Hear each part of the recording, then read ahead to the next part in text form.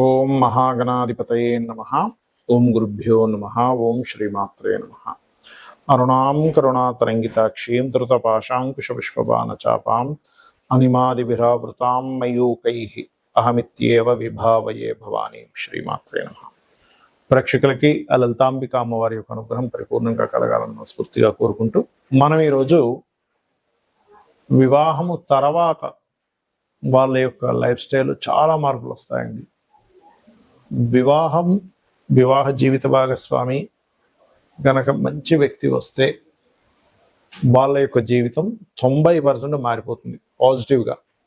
అదే సరైన వ్యక్తి రాకపోతే 99%, 90 నుంచి 99% కూడా కావచ్చు, ఒక్కోసారి నెగిటివ్లోకి వెళ్ళిపోతుంది.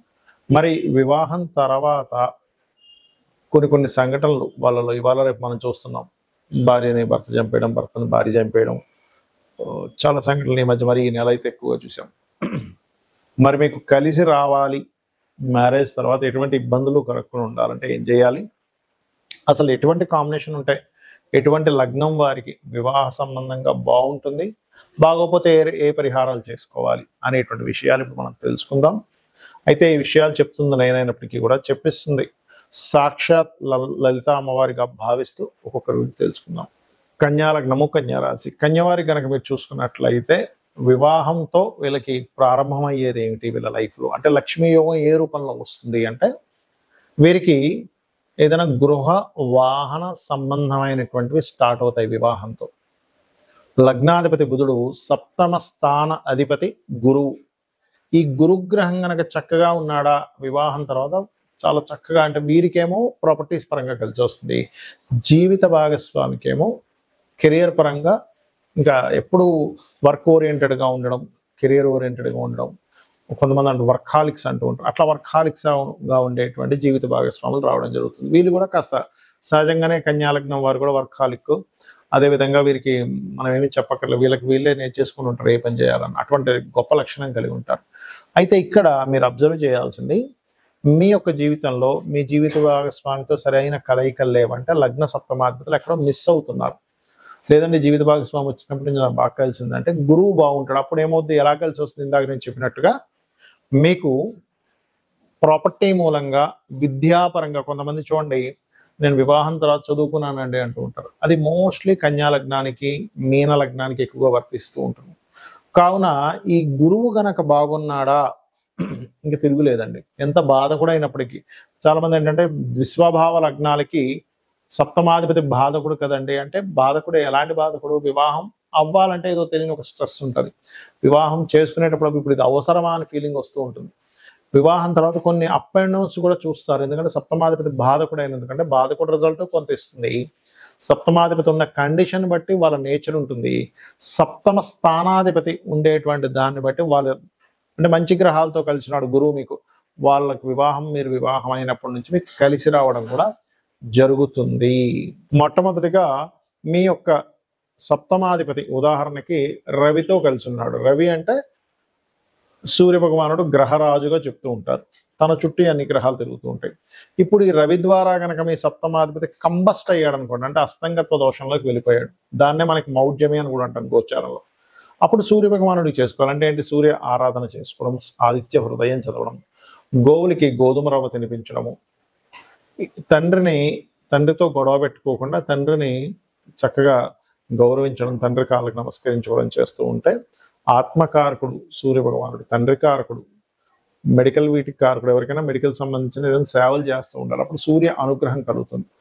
అలా కాకుండా అంటే ఇప్పుడు ఒకవేళ సూర్యుడితో కనుక సప్తమాధిపతి ఉంటే కొంచెం డామినేటివ్గా ఉంటారు, శుక్రుడున్న సూర్యుడితో అలా ఉంటూ ఉంటారు. లైక్ ఎక్కువగా శుక్రుడితో కనుక సూర్యుడు ఉంటే ఇక్కడ స్పర్మ్ కౌంట్ కూడా తక్కువగా ఉంటుందని చెప్తూ ఉంటారు పురుషులకి. స్త్రీలకైతే వాళ్ళకి వేడి స్వభావం ఎక్కువగా ఉంటుంది. అలా కాకుండా చంద్రుడు సంబంధాలు వచ్చాయి సప్తమ సంబంధానికి. చంద్రుడు అంటే ఏంటి, చంచలత్వము. అది స్త్రీకి కావచ్చు, పురుషుడికి కావచ్చు. మీకు వచ్చే జీవిత భాగస్వామి కాస్త ఎక్కువగా ఎమోషన్గా ఉండడం, కొంచెం స్థిరత్వం లేకపోవడం, ఇలాంటివి జరుగుతుంటాయి. అలాంటప్పుడు బియ్యము దానంగా ఇవ్వడం, ఇందాక రవి అయితే గోధుమలు, బియ్యం దానంగా ఇవ్వడం, గోవులకి ముల్లంగి తినిపించడము, అదేవిధంగా కాస్త నీటి ప్రదేశాలు వెళ్ళినప్పుడు కొంత జాగ్రత్తగా ఉండడము, ఎక్కువ ఎమోషన్స్ అయిపోయేటప్పుడు వారిని మెడిటేషన్ చేయమని చెప్తూ ఉండాలి. ఏమవుతుందంటే ఓవర్ ఎమోషన్స్ అయిపోవడం, తద్వారా కూడా ఇద్దరి మధ్యన గొడవలు వస్తూ ఉంటాయి. అయితే ఇక్కడ సప్తమ స్థానం అనేటువంటిది ఎప్పుడు కూడా జీవిత భాగస్వామి యొక్క రూపురేఖల్ని వాళ్ళు ఎలా ఉంటారు అనేటువంటిది చెప్తుంది. కానీ 12వ స్థానం అనేటువంటి ఒకటి ఉంటుంది. అదేమిటంటే మీ మ్యారిటల్ లైఫ్ ఆఫ్టర్ మ్యారేజ్ తర్వాత ఎలా ఉంటుందో అని చెప్తుంది. దానికి కూడా ఇప్పుడు ఇందాక మనం చెప్పుకున్నటువంటి రవి సంబంధం వస్తే ఈగో క్లాషెస్ వల్ల, చంద్ర సంబంధం వస్తే ఓవర్ ఎమోషన్స్ వల్ల, అంటే నా ఎమోషన్స్ నీకు అర్థం అవ్వట్లేదు, లేకపోతే నీ ఎమోషన్స్ నువ్వు సరిగా వ్యక్తపరచట్లేదు అనేటువంటి ఎక్కువగా వస్తుంటాయి చంద్రుడు. కాబట్టి బియ్యం దానంగా కూడా మెడిటేషన్ చేయడం చేస్తుండాలి. ఇక కుజుడు సంబంధం వచ్చింది అనుకోండి, సప్తమాధిపతికి లేదా 12కి సంబంధం వచ్చింది అనుకోండి, అనవసరమైనటువంటి చిన్న చిన్న గొడవలకే పోలీస్ స్టేషన్స్కి వెళ్తూ ఉంటారు, లేకపోతే మ్యాన్ హ్యాండ్లింగ్ అంటూ ఉంటాం. కొన్నిసార్లు భర్త భార్యను కొడితే కొన్ని సందర్భాల్లో భార్య కూడా భర్తను కొట్టేటువంటి ఉంటాయి. ఎందుకు అంటే కుజుడు గొడవలకి కారకుడు, పోలీస్ స్టేషన్స్కి కారకుడు. అలాంటప్పుడు ఏం చేయాలి? సుబ్రహ్మణ్యేశ్వర స్వామి ఆరాధన, లేనట్లయితే మీరు చక్కగా గోవులకి క్యారెట్స్ తినిపించడము, మరియు అదేవిధంగా కుజగ్రహం దగ్గర దీపారాధన చేయడము, కందులు దానంగా ఇవ్వడం చేస్తూ ఉండాలి. కొన్నిసార్లు బుధగ్రహ సంబంధం వస్తుంది. సర్వసాధారణంగా బుధగ్రహ సంబంధం వచ్చినప్పుడు జీవిత భాగస్వామి మంచి తెలివైన వాళ్ళు, బిజినెస్ రిలేటెడ్ ఉంటాయి. కానీ ఆ బుధుడు పాడై సంబంధం వచ్చింది, అంటే నీచ సంబంధం వచ్చింది, ఇంకో పాపగ్రహంతో కలిసి ఉన్న బుధుడు, అలాంటప్పుడు ఏమైపోతుంది అంటే ఇంకా వాదిస్తూ ఉంటారు జీవిత భాగస్వామి.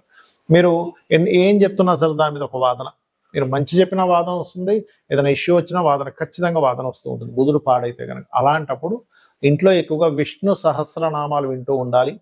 బుధగ్రహానికి సంబంధించిన పెసలు దానంగా ఇవ్వడము, మరియు అదే విధంగా గమనించుకున్నట్లయితే దీంతో పాటు మీరు గోవులకి గోంగూర తినిపించడము, ఇటువంటివి చేస్తూ ఉన్నట్లయితే చాలా అంటే చాలా మటుకు క్లియర్ అవుతుంది. ఇలా ఉన్నప్పుడు ఏంటంటే ఆర్గ్యూ చేయకుండా పక్కకి వెళ్ళిపోవడం మంచిది. ఇంకా ఎక్కువ ఆర్గ్యూ అవుతూ ఉంటే, ముఖ్యంగా 12వ స్థానాధిపతి దగ్గర సంబంధం వస్తే ఇంకా ఎక్కువ ఇబ్బంది వస్తూ ఉంటుంది.